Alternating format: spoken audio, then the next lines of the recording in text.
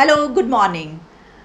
आप देख रहे हैं breaking barriers program Alia Shah official channel पर और मैं हूं आपकी होस्ट आलिया। आपके सामने आप सबको ईद मुबारक कहती हूं। आज ईद का दिन है, बड़े जोश और जज्बे के साथ ईद मनाई जा रही है। तो पूरी दुनिया में जो हमारे व्यूअर्स हैं वो बेशक ईद मना रहे हैं या नहीं मना रहे, हमने उनको कहना है ईद मुबारक। आज सुबह सुबह लोग इसलिए उठ जाते हैं, बल्कि इसके ऊपर मैं देख रही थी कि सोशल मीडिया पर भी ये बहस चल रही थी और बहुत सारे लोग बड़े तंग नज़र आ रहे थे इस बात से कि आखिर ईद की नमाज़ सुबह 4 बजे, 5 बजे या 6 बजे क्यों होती है, 9 बजे क्यों नहीं होती, 8 बजे क्यों नहीं होती। तो देखिए, ये तो एक रिवायत है और ये तो सुबह 5 बजे होती है या 6 बजे, कुछ मस्जिदों में तो ये उसी टाइम पर होती है। और यही वजह है कि आज पूरा पाकिस्तान सुबह सुबह उठ के बैठा होता है। अब बेशक मस्जिदों में सिर्फ मर्द हजरात ने जाना हो नमाज़ पढ़ने के लिए, लेकिन तैयारी तो ख़वातीन ने ही सारी करनी होती है, करवानी होती है, तो सभी उठे होते हैं। तो जनाब, ईद के इस दिन पर वैसे होता ये है कि बहुत सारी फैमिलीज़ ऐसी हैं कि जो बादशाही मस्जिद भी नमाज़ पढ़ने के लिए जाते हैं और वो है अंदरून लाहौर। तो वहाँ पर पहुँचने के लिए बहुत टाइम चाहिए होता है, इसलिए भी लोग जल्दी उठ जाते हैं। लेकिन जैसा मैंने कहा कि टाइम ही ऐसा है कि सुबह सवेरे जनाब उठ जाएँ आप। तो हमने कहा चलें, मौका है और दस्तूर भी है। वो गाना है ना, मौका भी है दस्तूर भी है, तो क्यों ना एक आपके लिए प्रोग्राम ही कर दिया जाए सुबह सुबह। उसके बाद टाइम मिलेगा ज़रूर करेंगे और बहुत सारी खबरें उस पर बातचीत करेंगे। लेकिन बड़ी ही खुशी हो रही थी हमें कि चलें, ईद का एक अच्छा मौका आ रहा है और इसी के साथ अच्छी खबरें भी हमें ये मिली थी कि हमारे फॉरेन मिनिस्टर बिलावल भुट्टो जा रहे हैं एससीओ में और वहाँ पर मीटिंग अटेंड करेंगे। तो इस तरीके से क्या वो आइस ब्रेक होगी, क्या हम दोनों कंट्रीज़ के रिलेशंस कुछ बहुत ज़्यादा नहीं तो कुछ थोड़े बहुत बेहतर होंगे। लेकिन कल रात से जो एक वाक़े की खबर चल रही है उसके बाद ऐसा लगता है कि अनफॉर्चुनेटली हम उस पॉइंट से भी पीछे जा रहे हैं कि जहाँ पर हम इस वक्त खड़े हैं। बजाय आगे बढ़ने के शायद हम पीछे की तरफ सफ़र कर रहे हैं। सिर्फ यही नहीं, बल्कि एक धूम मची हुई है एक वीडियो की, कम से कम मुझे तो देखकर ऐसे ही अंदाज़ा हुआ है। और वो वीडियो वायरल हो रही है जो कि हामिद मीर साहब और उनके साथ नसीम ज़हरा, ये दोनों बात कर रहे हैं। और बातचीत किसके ऊपर है, वो भी इंडिया पाकिस्तान के कुछ हालात वाक़यात पर है। अभी कुछ दिन पहले तक उसमें जनरल बाजवा का जिक्र भी है, उसमें इंडिया पाकिस्तान का जिक्र भी है और उसमें ये जिक्र भी किया जा रहा है कि हमारे तो टैंक और तोपें ही नहीं चलने वाली। आपको बताते हैं कि वो खबर क्या है। लेकिन पहले ये बात की लेते हैं कि देखिए, इस वक्त मेरे सामने BBC उर्दू ओपन है और भी तमाम जो इंटरनेशनल मीडिया उसके ऊपर ये खबर, और इंडियन मीडिया भी इसको नशर कर रहा है। जो मैंने कहा कि बड़ी एक अनफॉर्चुनेट सिचुएशन ये है कि जम्मू कश्मीर में पूंछ सेक्टर में वहाँ पर एक फ़ौजी गाड़ी पर हमला हुआ है जिसमें इंडिया के 5 जवान अपनी जान से चले गए। अच्छा, अब इसकी खबर जैसी आना शुरू हुई तो फिर उसके बाद इंडिया की तरफ से ये कहा जा रहा है कि ये शिद्दत पसंदों का यानी कि दहशत गर्दों का हमला है, जिस पर वो कुछ नाम लेते हुए भी जो इस वक्त मीडिया में चल रहा है उनके, उसके ऊपर ये कहा जा रहा है कि जैश मोहम्मद और इसके अलावा जो लश्कर तैयबा है और ये उनके दहशतगर्दों की तरफ से किया गया है। इसमें बहुत सारी डिटेल्स हैं। मैं ऐसा करती हूँ और पाकिस्तान की तरफ से भी कुछ कहा जा रहा है, वो भी आपके सामने रखती हूँ। मैं खुद अपनी तरफ से कोई बात नहीं करती कि इसमें कोई ये शायबा ना हो कि जी हमने अपनी तरफ से ये कह दिया या वो कह दिया। ठीक है जी। तो BBC जो है वो लिख रहा है, उनका ये कहना है कि इंडियन फ़ौज का कहना है कि शिद्दत पसंदों की जानिब से फ़ौजी गाड़ी पर जो है वो हमला किया गया है और हमलावर जो हैं वो बारिश और धुंध का फ़ायदा उठाते हुए फ़रार हो गए हैं। अब इसमें यह है कि ये डिटेल्स हैं कि भिम्बर गली जो है वो पाकिस्तान से मुल्का लाइन ऑफ कंट्रोल जो है उससे सिर्फ 50 किलोमीटर के फासले पर है और फिर भिम्बर गली के बाटा डोरियाँ गांव में हुआ है ये हमला, ये वाक़या। और जो पूंछ और राजबड़ी की जो मेन रोड है वहाँ पर वाक़ है, वहाँ पर है। और भी इसकी बहुत सारी डिटेल्स अब मैं आपको ये सामने रख के देती हूँ कि पाकिस्तान की तरफ से जो है वो इस पे क्या कहना है। अब पाकिस्तान ये कह रहा है, जो पब्लिश हो रहा है, जियो न्यूज़ मेरे सामने है, कि भारत की G20 इजलास की जो है वो मुमकिना नाकामी का मलबा जो है वो पाकिस्तान पर डालने की कोशिश की जा रही है।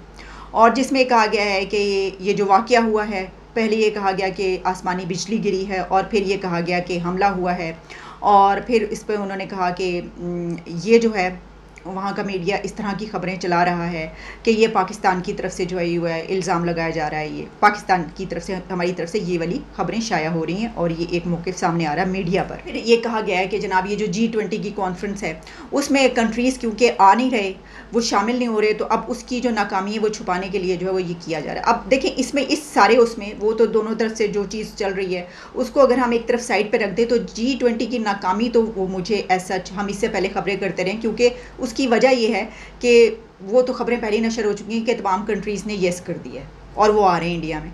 हाँ, इस हमले के बाद क्या होता है तो वो जो है वो अच्छा, इसी के ऊपर फिर इंडिया की तरफ से ये कहना है कि पाकिस्तान तो पहले ही चाह रहा था और ये कह रहा था कि ये जो G20 कॉन्फ्रेंस है ये नहीं होनी चाहिए, तो ये G20 को नाकाम बनाने के लिए किया जा रहा है वगैरह। इस तरह के बहुत सारे इस वक्त जो है वो ढेर लगा हुआ है खबरों का। तो ये देखिए ये क्या है, मैंने जो खबरें आपको बताई मैंने इसलिए बताई कि पाकिस्तान और इंडिया कहाँ एक दूसरे के हम बड़े वो थे कि जनाब चलें दोनों कंट्रीज़ एक दूसरे की तरफ बढ़ रहे हैं, और अब ये जो मीटिंग होगी और हमारे फॉरेन मिनिस्टर जा रहे हैं, तो ये क्या फॉरेन मिनिस्टर का विज़िट से पहले ही ये सब कुछ हो रहा है, क्यों हो रहा है ऐसा, और ये विज़िट अब होगा या नहीं होगा। इसमें ये भी आ रहा है कि ये भी हो सकता है कि इंडिया की तरफ से अब ये कह दिया जाए कि बिलावल भुट्टो के आने की ज़रूरत नहीं है। मुझे ऐसा नहीं लगता कि उस तरफ से कहा जाएगा, लेकिन हमारी तरफ से क्या हम चाह रहे हैं ये कि बिलावल भुट्टो वहाँ पर फॉरेन मिनिस्टर जाएं? क्या हम चाहते हैं कि दोनों कंट्रीज़ के हालात बेहतर हों? ये भी सोचने की ज़रूरत है। और कहीं हमारी तरफ से तो नहीं कह दिया जाएगा कि नहीं हम नहीं आ रहे क्योंकि ये तो ये हो गया, ये तो हालात ही हो गए। जब ये सुबह सुबह और बल्कि कल रात से खबरें आना शुरू हुई तो उसी वक्त ये पता चल रहा था कि क्या अब ये मीटिंग होगी या नहीं होगी।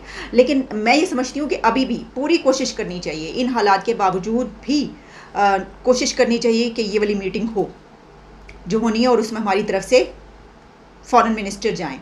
अच्छा, जहाँ ये सब कुछ है सर, वहीं पर एक और ख़बर चल रही है, वीडियो चल रही है, और उसमें हामिद मीर साहब नसीम ज़हरा साहिबा के साथ बैठे हुए जो गुफ्तगू फरमा रहे हैं, तो उन्होंने ये इंकशाफात किए हैं। वैसे तो इसके ऊपर हम पहले भी बात करते रहे हैं, ये कोई नई खबर नहीं है, लेकिन क्योंकि उन्होंने इसके ऊपर डिटेल में बात की है, जिसमें उनका ये कहना है कि जिस वक्त जनरल बाजवा आर्मी चीफ थे तो उन्होंने जब जर्नलिस्टों से मुलाकातें की थी तो उन मुलाकातों में उन्होंने वाज़े तौर पर यह बताया था कि हमारे तो ना टैंक चलते हैं, ना हमारी तोपें इस काबिल हैं, उसमें से गोले निकलते हैं, ना हमारे पास डीजल के पैसे हैं, मेरे पास तो डीजल ही नहीं है, मेरे पास तो पेट्रोल ही नहीं है, तो मैं यहाँ से ये तोपें और टैंक और ये गाड़ियाँ चलेंगी कैसे। यानी ये कि नकारा है, हमारे पास तो खर्चा ही नहीं है, हमारे पास खर्चा पानी नहीं है, हमारे पास असलहा नहीं है, हमारे पास तो जो फ़ौजी साजो सामान है वो देख लें किस टाइप का है कि वो तो चलता ही नहीं है। तो ये जो मतलब इंडिया और पाकिस्तान के बीच जो सिचुएशन है, तो इसमें ये अच्छी बात नहीं है कि हम जो हैं वो इस तरह के हमारे हालात रहें कि जंग करने के, हम कहीं जंग हो सकती है, हम जवाब दे सकते हैं, हम ये कर सकते हैं। तो उसके ऊपर वो बड़ा सख्त स्टैंड एक ले रहे थे, जिसमें ये बात कही जा रही थी जनरल बाजवा का कोर्ट मार्शल इसके ऊपर जो बात की तो वो होना चाहिए और ये करना चाहिए। और मैं आपको बल्कि खुद बताने के बजाय वो थोड़ा सा सुनवा देती हूँ, जो सिटी 42-44 है इसके ऊपर ये पूरी न्यूज़ मौजूद होंगी। और हमारे पास तो आपको पता है कि व्हाट्सएप के थ्रू जो हैं ये क्लिप्स जब आते हैं तो वीडियोज़ हमें पता चलता है, और फिर टेलीविज़न पर भी आप देख लेते हैं प्रोग्राम्स।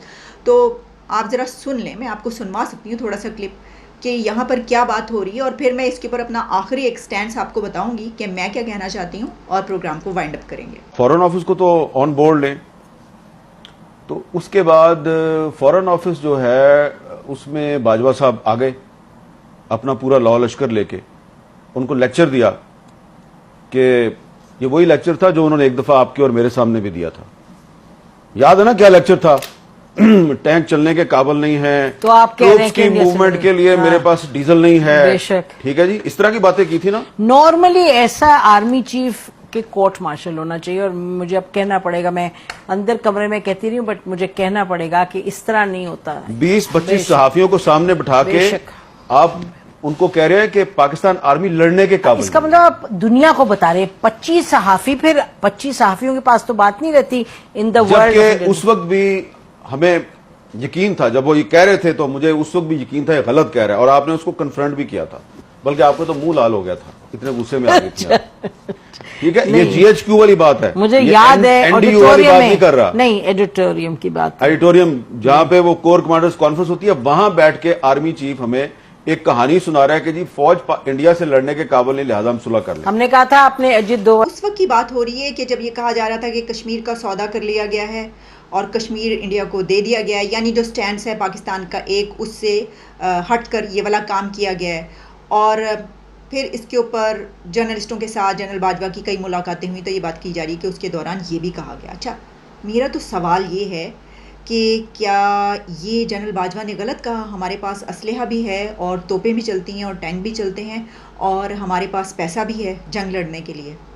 जंग लड़ने के लिए हमारे पास सब कुछ है, हम तैयार हैं और हमारे पास कोई कमी किसी चीज़ की नहीं है, सब कुछ पूरा है। और अगर हम जंग लड़ेंगे तो हमें किसी भी चीज़ की कमी नहीं होगी और हम फातिह होकर और बाहर निकलेंगे और हमारी जो इकॉनमी की सिचुएशन है ये भी ठीक हो जाएगी। मेरा तो ये सवाल है सिर्फ। यानी अगर देखें ना, ये बातें अपनी जगह पर कि क्या चीज़ है ये क्या चीज़ नहीं, हमें नहीं पता इस बात का, लेकिन क्या हम इस काबिल हैं?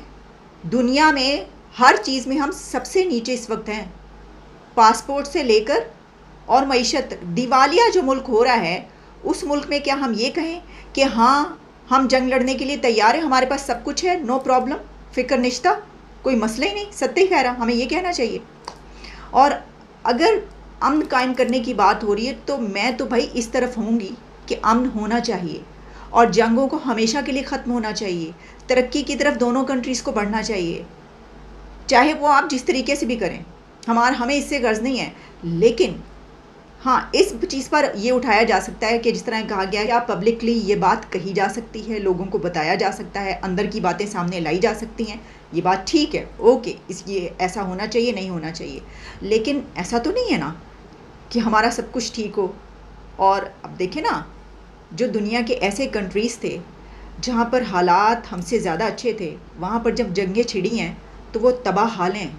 वहाँ पे क्या हालात हुए आपने देख लिए, कैसे उनकी पूरी की पूरी कौम और मुल्क तबाह हो गया।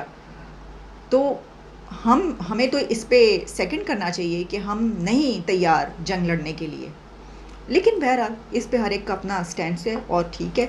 लेकिन ये बात भी ठीक कही हामिद मीर साहब ने कि इमरान खान जो ये कहते रहे कि मेरे साथ ये किया, मेरे साथ ये किया, रजीम चेंज हो गया, ये हो गया, तो अगर ये बात वो अब कह रहे हैं कि इस बिना पर जनरल बाजवा का कोर्ट मार्शल करना चाहिए, तो इसके साथ साथ तो फिर दूसरों का भी कोर्ट मार्शल उनका होना चाहिए जिन्होंने उस वक्त ये बातें सुनी और चुप रहे, और उसके बाद अब वो ये बात बता रहे हैं और उसको कह रहे हैं कि ये तो बहुत बड़ी ऐसी चीज़ है।